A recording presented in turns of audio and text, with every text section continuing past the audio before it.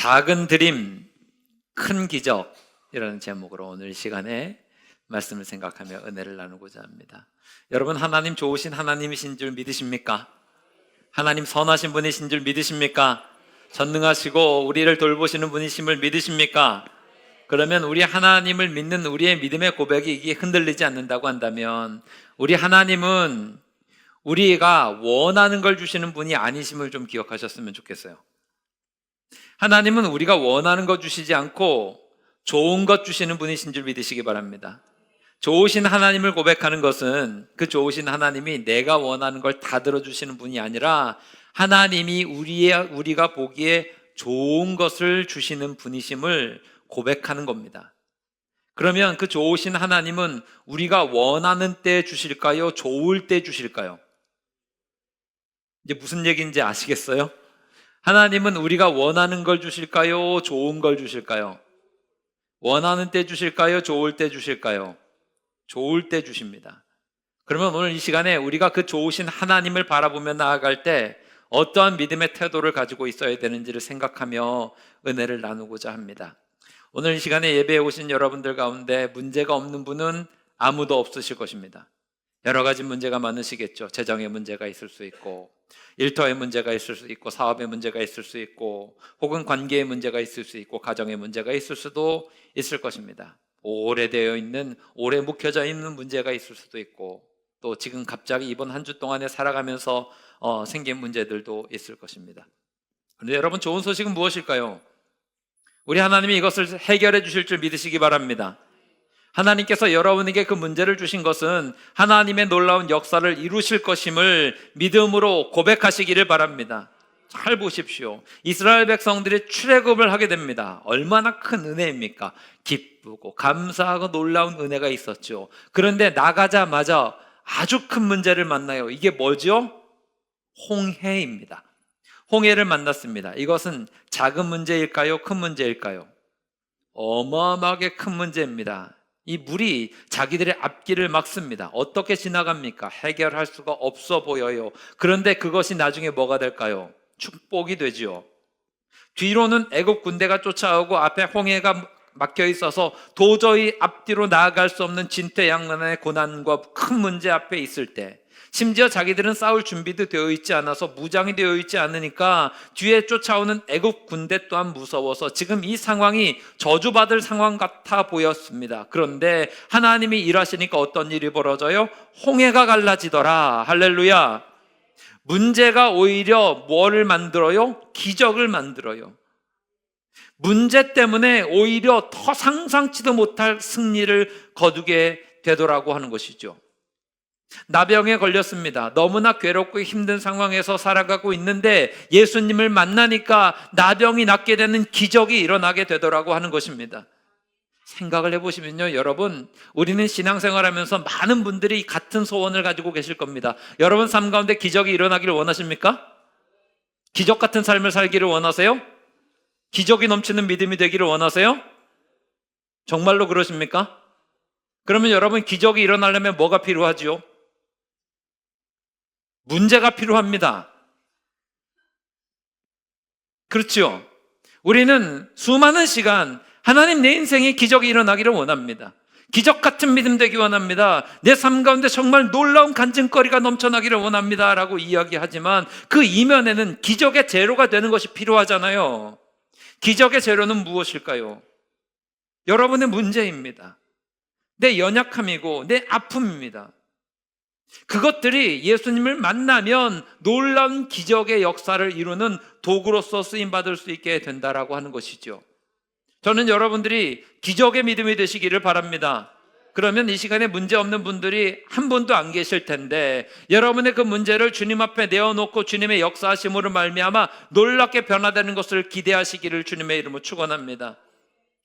그러니까 이게 기적을요, 이렇게 정의 내릴 수 있어요.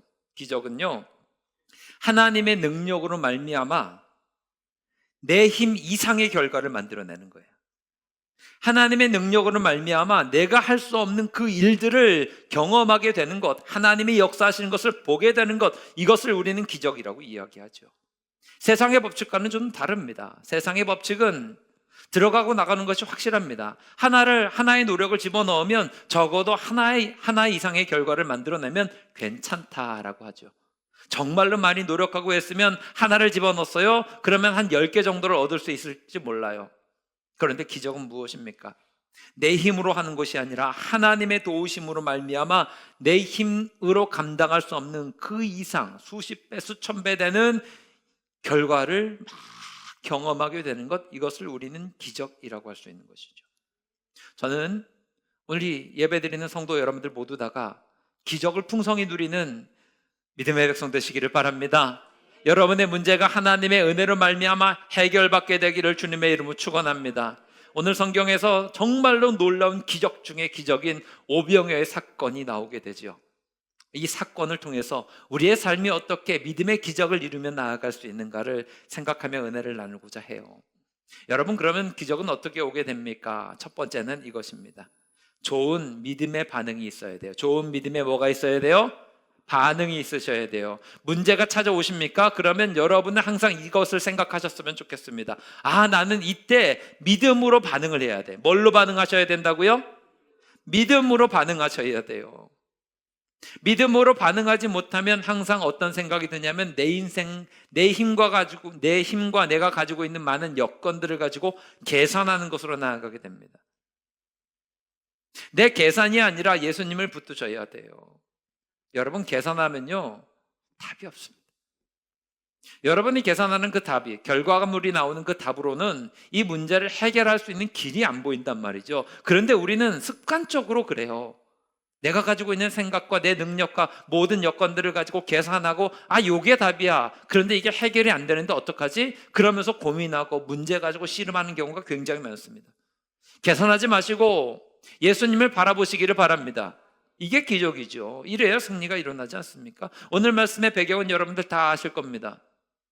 많은 무리가 예수님을 쫓아왔습니다. 장정만 5,000명이니까 그냥 성인 남자만 센 카운트한 것이니까 아이들과 여자와 노약자들까지 합치면 적어도 10,000명 이상은 됐겠죠. 수많은 사람들이 모여 있었습니다. 그런데 이 사람들 다 먹이고도 몇 광주리가 남았어요? 이건 다 알고 계시죠? 너무나 중요한 메시지입니다. 마태, 마가, 누가, 요한복음이 있는데 이 복음서에 4군데 전부 다 들어가 있는 이야기, 유일한 기적이 있습니다. 이게 오병이어예요. 그만큼 중요하다는 이야기죠. 그리고 요한복음에만 나오는 독특한 오병이어의 이야기는 예수님이 빌립에게 한 질문이에요. 5절 하반절에 예수님께서 빌립에게 물어보죠. 우리가 어디서 떡을 사서 이 사람들을 먹이겠느냐? 예수님이 물어보셨어요. 그리고 나서 요한복음 6장 6절에서 예수님의 의도를 설명합니다. 친히 어떻게 하실지를 아시고 빌립을 시험하고자 하심이라. 이 문제가 생겼는데 이걸 어떻게 하지? 라고 하면서 빌립에게 물어보셨어요. 그리고 이게 물어보신 것은 시험하시고자래요. 예수님 다 알고 계시는데 몰라서 물으신 게 아니라 알려주시고자 물으신 거예요. 빌립에게뿐만 아니라 우리에게도 똑같은 거 알려주신단 말이죠. 여러분, 우리가 문제 만날 때 빌립과 같은 반응을 보이는 경향이 굉장히 많습니다. 오늘 5절 말씀처럼 예수님이 질문 던지시면 계산하지 마시고 하나님을 의지하시기를 바랍니다. 예수님이 이 질문하신 이유는 뭐예요? 알려주시고자 함이에요. 너희들 자꾸 계산하는데 네 능력으로 해결되니?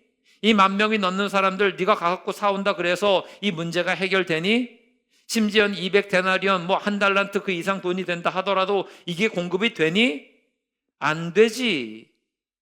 그러면 네가 계산하는 게 의미가 없어. 이것을 알려주시고자 함이에요. 너희들의 약점이 이것이니까 이 약점을 좀 잘 생각해 봐라 이야기인 거죠. 학교에서 여러분 요즘 중고등학생들 중간고사 시험 보는 시즌이고 대학생들도 중간고사 보는 시즌인데 학교에서 시험을 보잖아요. 시험을 보는 이유가 무엇입니까? 애들 괴롭히려고 시험 보나요? 물론 저기 앉아있는 우리 학생들은 우리를 괴롭히려고 시험 보는 거야 라고 생각할 수도 있겠습니다. 그런데 여러분, 우리가 학교에서 시험 보는 것은 괴롭히기 위함입니까? 실력을 증진시키기 위함입니까? 실력을 증진시키기 위함이고 무엇이 부족한지를 알게 하려고 하는 것이 시험의 목적 중에 하나인 거죠. 하나님이 우리에게 시험거리를 던져주실 때가 있습니다. 우리를 넘어뜨리려고 시험거리 던지실까요? 아니에요. 우리의 약함을 아시고 그것을 통해서 오히려 더 건강한 믿음의 체질 되게 하시고 올바른 믿음의 길을 붙들게 하시려고 그것들을 던져주시는 것을 믿으시기를 바랍니다. 예수님의 질문 앞에서 빌립의 계산은 정확합니다. 야, 이 사람들 어떻게 먹일 수 있겠냐? 어디 가서 이것을 빵을 사오지? 라고 하는 질문 앞에서 빌립의 대답은 명확합니다. 아주 똑똑해요. 각 사람으로 조금씩 받게 한다 할지라도 200데나리온 떡이 부족합니다. 빌립은요, 계산이 확실하죠. 우리 또한 그렇지 않습니까? 계산은요, 명확합니다. 우리에게 뭐가 없다는 것, 이것을 이야기할 때는요, 아주 확실합니다. 빌립이 200데나리온의 떡이 없다라고 이야기했던 것과 마찬가지로 우리는 하나님 앞에서 문제를 만났을 때 이렇게 이야기하는 경향이 있습니다.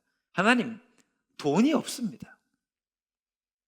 하나님, 환경이 어렵습니다. 그렇지 않습니까, 하나님?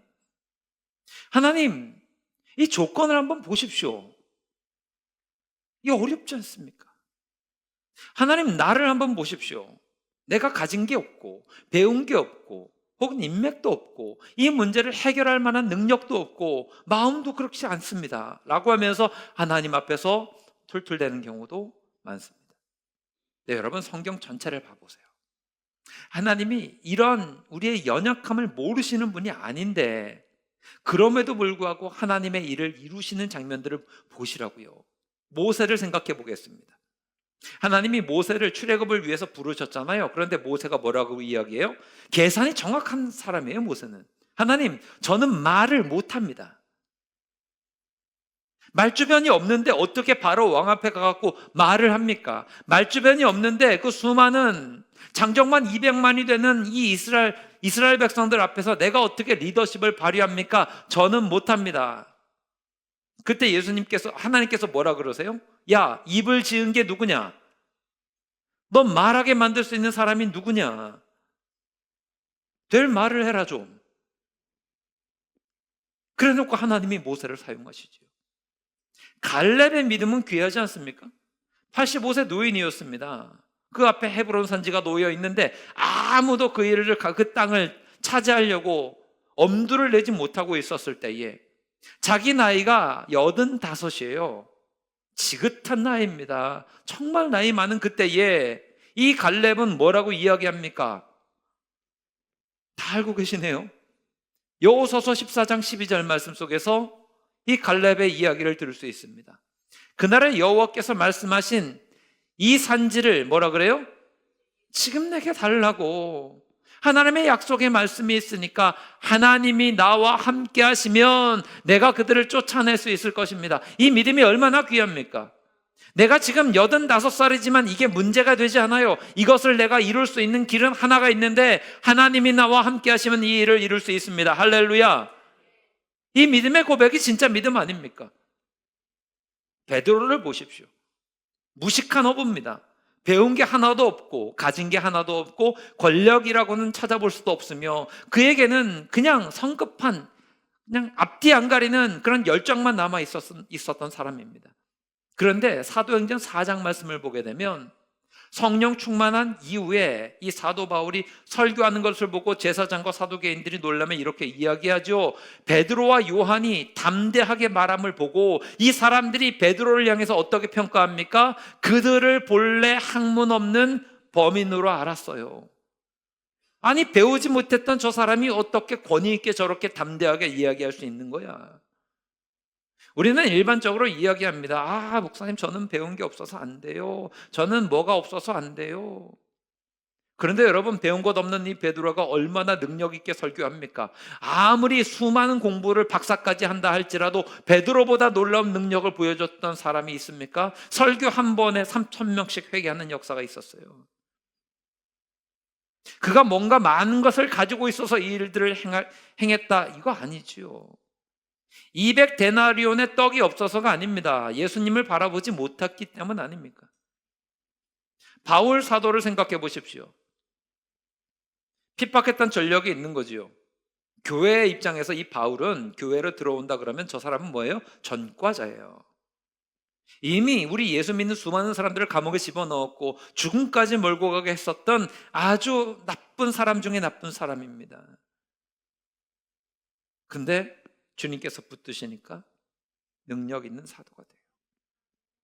그가 가지고 있었던 과거의 나쁜, 아픈 모든 전력과 상처들은 아무 문제가 되지 않더라. 여러분, 우리 계산 말고요, 전능하시고 선하시고 살아계신 하나님을 붙드실 수 있는 믿음 되시기를 바랍니다. 이게 좋은 믿음의 반응인 거예요. 우리의 삶 가운데 기적이 일어나기를 바라면 우리가 믿음으로 반응해야 기적이 일어나는 거지. 우리는 순서가 틀려 먹을 때가 참 많아요. 하나님 기적을 보여주시면 내가 믿음의 반응을 보여주겠습니다. 이건 믿음입니까? 믿음이 아닙니까? 믿음 아닌 걸 인정하세요? 하나님이 기적을 보여주시면 내가 믿음으로 반응하겠습니다는 이건 믿음 아닌 거예요. 결과물을 보고서 내가 한번 판단해 보겠다는 거죠. 하나님을 내가 스스로 내 기준 가지고 하나님을 내 가늠자 위에 올려놓고 진짜 살아계시면 내가 한번 믿어드리고, 그렇지 않으면 믿어드리지 않겠습니다. 이것은 믿음이라고 이야기할 수가 없죠. 믿음은 뭐예요? 내가 먼저 살아계신 하나님을 믿음으로 붙들고 하나님이 내 인생을 선한 길로 인도하시는 것을 믿고 따라가는 것, 이게 믿음 아닙니까? 필리스 브룩스라고 하는 목사님이 계세요. 이분이 미국에서 19세기에 활동하셨던 목사님인데 아주 시대를 뚫고 가는 명언을 하셨어요. 능력에 맞는 일을 구하지 말고, 내 능력만 바라보고 뭐 하려고 하지 말고, 내가 능력 요만큼 가지고 있으니까 요 정도 일만 하겠습니다. 이러니까 하나님이 맡겨주신 큰 일을 감당 못하니 능력에 맞는 일을 구하지 말고 뭘 구하라고요? 일에 맞는 능력을 구하라. 저는 이것이 진리라고 믿습니다. 능력에 맞는 일을 구하는 게 아니라 우리 믿는 사람들은 하나님께서 내게 맡겨주신 일이 있으니 이걸 가지고 어떻게 해야 돼요? 일에 맞는 능력을 구하는 거예요. 우리는 해야 될 일을 쭉 리스트업을 하는 거예요. 해야 될 일들 쭉 리스트업하고, 뭐 우리 교회 같으면 총동원 전도주일이니까 전도해야 될 명단들 쭉 리스트업하고, 그 다음에 우리 능력은 나중에 봐라. 부족하다 생각하면 뭘 하라는 거예요? 능력을 구하라는 거예요. 이게 옳은 방법이라는 거죠. 그러니까 우리는 거꾸로 가잖아요. 계산을 딱 한 다음에 내가 해야 될 일만 해요. 이러니까 움츠러드는 거죠. 그러다 보니 내가 전능하신 하나님을 믿긴 하는데 하나님이 주신 능력을 온전히 누릴 수 있는 가능성을 내 스스로 차단해 버리는 거죠. 주로 많이 의심하고, 야, 믿어서 될까 안 될까? 안 되면 어떡하지? 없으면 어떡하지? 약해지면 어떡하지? 여러분, 없거나 약해서 못하는 게 아니라 믿음이 없기 때문에 못하는 게 아닐까 싶어요. 빌립보서 4장 19절 말씀을 보세요. 함께 읽겠습니다. 시작. 나의 하나님이 그리스도 예수 안에서 영광 가운데 그 풍성한 대로. 할렐루야. 믿으십니까? 하나님의 영광 가운데서 우리를 풍성한 대로 우리의 모든 쓸 것을 채우시는 것을 믿으십니까? 그러면 믿음으로 반응 좀 하세요. 믿음으로 나아가셔야 돼요. 기도의 자리 찾으셔야 되고, 하나님의 은혜 붙드시는 게 우리의 믿음의 본질이 되어야 합니다. 오늘 계산했던 빌립과는 정반대되는 사람이 누가복음 7장에 나와요. 백부장 믿음 다 알고 계시죠? 자기 종이 병들었어요. 예수님께 쫓아와서, 예수님, 제 종이 병들었습니다. 이 이야기만 해요. 제 종이 병들었습니다. 제 부하가 병들었습니다. 예수님께서 오시려고 하는데, 그래? 내가 고쳐줄게 라고 하시는데, 이 백부장이 뭐라 그래요? 오실 필요 없다고. 말씀만 하시면 될 걸 뭘 그렇게 오시려고 하시냐. 인건비 들이지 마시라. 말 한마디만 하시라. 이미 딱 계산 결과물 딱 가지고 나왔어요. 예수님이 말씀하시면 나을 걸 믿으니 내가 예수님께 나아가서 아뢰면 될 거 아닙니까? 예수님이 이 믿음을 어떻게 여기셨어요? 누가복음 7장 9절 말씀이에요. 예수께서 들으시고 그를 놀랍게 여기셨어요. 사람들에게 이렇게 이야기하셨죠. 내가 너희에게 이르노니 이스라엘 중에서도 이만한 믿음은 만나보지 못하였노라. 백부장의 믿음이 놀랍다라는 거예요. 그러면 여러분, 예수님께서 이 백부장의 믿음을 칭찬하셨으면 우리 또한 그 칭찬받는 믿음 되기 위해서 이렇게 나아가야 하지 않겠습니까? 말씀만 하시면 놀라운 일들이 일어날 것을 믿으시기 바랍니다. 하나님이 채워주실 줄 믿으시기 바랍니다. 기적을 행하실 줄 믿으시기 바랍니다. 저는 여러분들이 이 믿음으로 좀 나아가시고 이 믿음으로 반응 좀 하셨으면 좋겠습니다. 어떤 문제 가지고 계십니까? 무엇 때문에 그렇게 고민하고 계십니까? 무엇 때문에 힘겨워하시고 탄식하시고 눈물 흘리고 계십니까? 주님께 의탁하시고 오늘 시간에 담대한 믿음으로 나아가시길 주님의 이름으로 축원합니다. 구약 성경 사무엘상을 보게 되면 사무엘 선지자의 어머니 한나가 그랬죠. 자기를 격동케 만들었던 분인나 때문에 괴로워서 주님 앞에 눈물을 흘리며 탄식하며 술 취한 것 같은 흡사 비슷한 모습으로 눈물을 흘려 하나님 앞에 탄식하고 통곡하고 괴로워했을 때 선지자 같지도 않았던 그 엘리 선지자가 했었던 그 한마디, 하나님이 당신의 기도를 들으실 줄 믿습니다. 유의 이야기를 듣고 나서 하나님의 응답을 받았으니 이제 괜찮아 하면서 얼굴에 모든 수심들을 다 날려버리고 기쁜 마음으로 돌아갔어요. 그리고 나서 어떤 일이 일어납니까? 기적이 일어나죠. 그가 말라버린 그 태가 하나님의 은혜로 열려서 사무엘 선지자가 그 태에서 나와요. 사무엘만 나옵니까? 이후에 동생들이 주르륵 나와요. 이게 믿음이에요. 살아계신 하나님을 믿는 여러분들, 여러분의 계산을 뛰어넘어서 하나님의 능력을 의지하시기를 주님의 이름으로 축원합니다. 두 번째로, 기적은 언제 일어나는가? 작은 것 드릴 때 큰 기적이 일어나는 것을 오늘 말씀은 우리에게 보여줍니다. 여러분이 주님 앞에 드릴 것이 무엇이 있을까? 보잘것 없더라도 주님 앞에 내어 드리면 하나님이 놀라운 역사를 이루실 것을 믿으시기를 바랍니다. 오늘 말씀 보면 참 재밌는 게요. 에이브라함 메슬로가 이야기한 욕구 단계설이 있죠. 가장 단순한, 사람들이 가지고 있는 욕구는 여러 가지가 있는데 가장 단순한 욕구가 무엇이냐? 생리적인 욕구다. 먹고 마시고 배설하고 자고 이런 것들 말이죠. 이걸 채워주지 않으면 사람은 제대로 살아갈 수가 없는 거예요. 그래서 오늘 말씀이 너무나 중요한 것인데, 여러분 먹는 거 좋습니까? 싫습니까? 좋으십니까? 이 문제 해결하면 너무 좋겠죠. 그래서 이게 먹는 문제가 우리에게 너무나 중요하다 보니 올 한 해 2025년 시작하실 때 다이어트 결심하신 분들 계시지요? 성공하셨습니까? 우리가 다이어트 안 되는 이유는 먹는 게 중요하기 때문에 그래요. 우리는 다이어트를 못하죠. 거기서 이를 빼죠. 다 이틀을 하죠. 항상 먹어요. 그죠? 예수님이 정말 놀라운 기적을 보여주세요.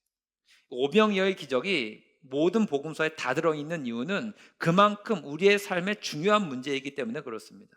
여러분이 생각하실 때 예수님이 공생애 생활하시면서 십자가 말고 그 이전에 행하셨던 기적 중에 가장 놀라운 기적은 뭐라고 생각하십니까? 죽은 나사로가 살아난 거 이런 거 아닙니까? 야이로의 딸이 죽었다가 살아난 거, 이렇게 생각하지만 당대의 사람들은 가장 귀한 기적으로 뭘 여기냐면 오늘 이 오병이어의 기적을 여깁니다. 왜냐하면 이 기적이 얼마나 대단한가 하면 죽은 나사로를 살렸을 때에도, 죽은 야이로의 딸을 달리다고 하면서 살리셨을 때에도 당시에 예수님을 추종했던 무리들은 예수님을 왕삼겠다는 말을 한 적이 없어요. 그런데 오늘 오병이어의 기적을 베풀고 나니까 15절 말씀 속에서 이 사람들이 예수님을 어떻게 하려고 그래요? 강제로 왕으로 삼으려고 해요. 배불리 먹으니까 왕이래요. 최고의 기적이 일어났다는 이야기를 여러분에게 드리는 겁니다. 가장 최고의 기적이 일어나게 된 첫 번째 걸음이 무엇이었는가? 성경 복음서에서 당대의 사람들이 가장 최고로 여기는 가장 놀라운 기적은 어디로부터 시작되었는가? 아이가 하나님 앞에 드렸던 오병이어였어요. 주님 앞에 드렸던 그 작은 오병이어로 말미암아 복음서에서 이야기하는 가장 놀라운 기적이 일어났다고요. 우리가 주님 앞에서 큰 기적을 경험하려면 어떻게 합니까? 9절 말씀을 주목하세요. 9절 말씀 함께 읽어보겠습니다. 시작. 보리떡 5개와 물고기 2마리를 가지고 있나이다. 그러나 그것이 이 많은 사람에게 얼마나 되겠사옵나이까? 얼마나 되겠습니까? 보잘것없다는 이야기죠. 별거 아니란 이야기입니다. 그런데 그 작은 것 주님 앞에 드리게 되었을 때에 그것이 기적의 마중물이 되는 거예요. 하나님의 놀라운 역사를 이루게 된다고요. 또 재밌는 건 뭔가 하면 안드레의 역할입니다. 안드레는 이 오병이어의 기적에서 정말 중요한 역할을 했는데, 안드레가 한 역할이 중요하지만 힘든 것이었을까요? 안 힘든 것이었을까요? 힘든 거 아니었어요. 그냥 안드레는 데리고만 왔어요. 예수님, 여기 애가 있는데 요거 예수님 드린대요. 얼마 되지 않지만 이거 가지고 뭐 되긴 하겠어요? 근데 이거 가지고 왔어요. 이 이야기 하는 거예요. 그런데 이 작은 것 같은 아이의 드림과 안드레의 중간 연결이 놀라운 기적의 역사를 이루었다는 거죠. 여러분, 제가 여러분에게 작게 드리는 것에 관해서 헌금하라 이야기가 아님을 여러분 오해하시기 바랍니다. 오해하지 마시기 바랍니다. 가끔씩 이런 설교하면은 목사님이 헌금하라고 하는구나. 이거 아니고요, 여러분. 작게 드린다라고 하는 것은 내가 할 수 있는 그 일을 행하는 겁니다. 여러분, 기도하는 일이 작은 걸까요? 큰 걸까요? 큽니다. 그 일들을 행하시면 돼요. 우리가 보기엔 작지만 하나님 보시기엔 크다는 이야기 하는 거예요. 우리가 사순절 때 말씀 필사 했잖아요. 요한복음 필사. 작은 거예요, 큰 거예요? 우리가 보기엔 작지만 그것이 큰 역사를 이룰 수 있는 것을 믿으시기를 바랍니다. 그런 사람들을 통해서 하나님이 일하신다고요. 예배 자리에 나오는 것 작은 것 같지만 하나님이 그것을 통해서 큰 역사를 이루십니다. 이게 오병이어 같은 거예요. 오늘 우리가 교회에서 이렇게 청소하잖아요. 내가 작게 일어나서 그냥 걸레질 한번 하는 거 작은 겁니까? 아니에요. 그 작은 것을 통해서 하나님은 큰 역사를 이루세요. 총동원 전도주의를 해요. 여러분, 내가 그 사람한테 전도 한번 한다고 해서 우리 교회 한번 오라 그러라고 하는 게 그게 뭐가 되겠어? 내가 뭐 하나 전한다고 해서 달라져? 달라져요. 그 사람에게 여러분이 전한 그 복음이 심겨지면 그 인생 자체가 달라진다니까요. 전 특별히 여러분들에게 작게 드리는 것에 가장 중요한 것을 이렇게 말씀드리고 싶습니다. 여러분, 문제가 있고 어려우십니까? 그러면 주님 앞에 여러분의 시간을 드리십시오. 시간을 내셔서 기도의 자리를 찾으시기 바랍니다. 기도하는 자리 나오셔야 돼요. 믿는 사람인데 왜 기도 안 합니까? 이게 작게 드리는 거예요. 이게 여러분의 오병이어인 거예요. 나오셔서 힘들고 어려우시면 여러분 개인 기도하는 시간에, 함께 기도하는 시간에 눈물 뿌려 하나님의 도우심을 구하시기를 바랍니다. 한숨 쉬실 시간에 기도합시다. 그러셔야 돼요. 하나님 앞에 드려지는 눈물은요, 결코 작지 않은 것 같아요. 요즘에 우리가 신앙생활하면서 눈물이 많이 마르지 않습니까? 저는 여러분에게 권면합니다. 예배드리며 찬양하며 기도하며 여러분의 눈물이 마르지 않기를 바라요. 하나님 앞에 그 작은 눈물 드리면 하나님이 놀라운 역사를 분명히 이루실 것을 믿으시기 바랍니다. 그 모세가 그 갓난아이 때 나일강의 갈대 상자에서 이렇게 떠내려가면서 애굽의 공주를 만나잖아요. 애굽의 공주를 만나서 이 아이가 히브리 아이인데도 불구하고 입양될 수 있었던 이유를 출애굽기 2장 6절은 이렇게 설명하더라고요. 보세요. 출애굽기 2장 6절은 이렇게 이야기합니다. 열고 그 아기를 보니 애가 뭐 하고 있어요? 울어요. 그리고 애굽의 공주가 어떻게 했어요? 불쌍히 여겼어요. 그리고 애굽의 공주는 히브리 아이인지를 알고 있었어요. 그런데 그 울었던 이 모세의 눈물이 그 인생을 완전히 바꿔요. 눈물이 작아요, 커요? 안 작아요. 모세를 살렸고 나중에 출애굽의 중심이 되는 인물을 되게 만들어요. 눈물 흘리는 거 여러분 어렵습니까? 힘들고 어려운데 주님 앞에 나와서 주님 좀 도와주십시오. 어렵고 힘듭니다. 하나님의 기적이 필요한데 난 정말 주님의 일하심을 믿습니다 하면서 눈물 흘리는 것 그렇게 힘든 거 아니잖아요. 그런데 그게 오병이어라고요. 하나님이 들으시고 놀라운 역사를 이루실 줄 믿으시기 바랍니다. 히스기야 왕이 죽을 병에 걸렸을 때도 마찬가지예요. 이사야서 38장 5절로 6절 말씀 보세요. 너는 가서 히스기야에게 이르기를, 이사 선지자가 이제 히스기야에게 이야기하는 거예요. 내 조상 다윗의 하나님 여호와께서 이같이 말씀하시기를, 내가 내 기도를 들었고 내 눈물을 보았노라. 내가 내 수완에 15년을 더하고, 6절 말씀 넘어가면요, 너와 이 성을 아수르 왕의 손에서 건져내겠고 내가 또 이 성을 보호하리라. 하나님께서 지켜주신다라고 하는 약속을 그의 눈물을 통해서 이루었어요. 출애굽의 역사도 마찬가지죠. 출애굽기 2장 24절로 25절 말씀 함께 읽습니다. 시작. 하나님이 그들의 고통 소리를 들으시고 하나님이 아브라함과 이삭과 야곱에게 세운 그의 언약을 기억하사 하나님이 이스라엘 자손을 돌보셨고 하나님이 그들의 고통 소리를 주님께서 들으셨다고 이야기하죠. 작은 거 우습게 여기지 마십시오. 주님 앞에 나와 부르짖는 것 우습게 여기지 마십시오. 자리를 지키십시오. 새벽을 깨우십시오. 금요일 날 나와서 함께 기도하십시오. 눈물 뿌려 하나님의 은혜를 구하시면 하나님의 놀라운 역사를 이루어 주실 줄 믿으시기 바랍니다. 다시 오늘 말씀 오병이어 사건으로 돌아가 보면 작은 것들이 모여서 큰 기적을 이루는 것을 성경은 우리에게 보여줍니다. 10절 말씀을 보게 되면 예수님께서 제자들에게 명령하셨어요. 그리고 제자들은 그 명령을 따라요. 앉게 해라. 그러니까 제자들이 사람들을 앉게 해요. 그리고 모여있던 사람들도 예수님이 앉으라 그러니까 다 같이 순종해서 앉아요. 오늘 말씀은 아니지만 마가복음 6장 6장에도 이 오병이어 기적의 사건이 나오는데 41절 말씀에 예수님께서 떼어주시면서 나누어주라 그랬어요. 제자들이 그냥 나눠주라 그러니까 순종하며 나눠줬어요. 오늘 12절 말씀을 보게 되면 버리는 게 없게 해라 라고 해서 모았더니만 12광주리가 남아요. 작은 순종들이 모여서 복음서에서 이야기할 수 있는 가장 놀라운 기적이 일어났다라고 하는 거죠. 아이가 드렸던 오병이요, 안드레가 그 아이를 예수님께 인도하는 일, 앉게 하라 앉게 하고 나눠줘라 나눠주고 버리는 거 없게 해라 모았더니 우리가 알고 있는 이 놀라운 오병이어의 기적의 역사들이 일어났어요. 물론 그 배후에는 주님의 능력이 있었지만 주님의 능력과 함께 작게 드렸던 헌신과 연결했던 안드레의 모습과 순종하며 나아갔던 그 모든 것들이 합력해서 이 놀라운 기적을 이루게 되었다라고 하는 것이죠. 여러분이 주님 앞에 드릴 수 있는 것이 무엇입니까? 그 믿음을 드리십시오.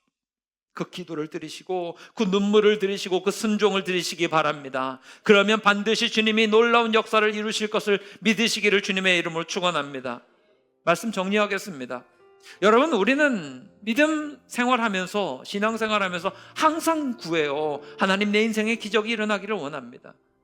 그러기 위해서 여러분 어떻게 하셔야 돼요? 믿음의 반응을 잘 보이세요. 계산하지 마시고 예수님 바라보시고 붙드십시오. 작은 헌신이 큰 기적을 이루는 은혜의 통로가 됩니다. 말씀 기억하시고 주님을 향해 큰 영광 돌리는 저와 여러분들 되시기를 주님의 이름으로 축원합니다.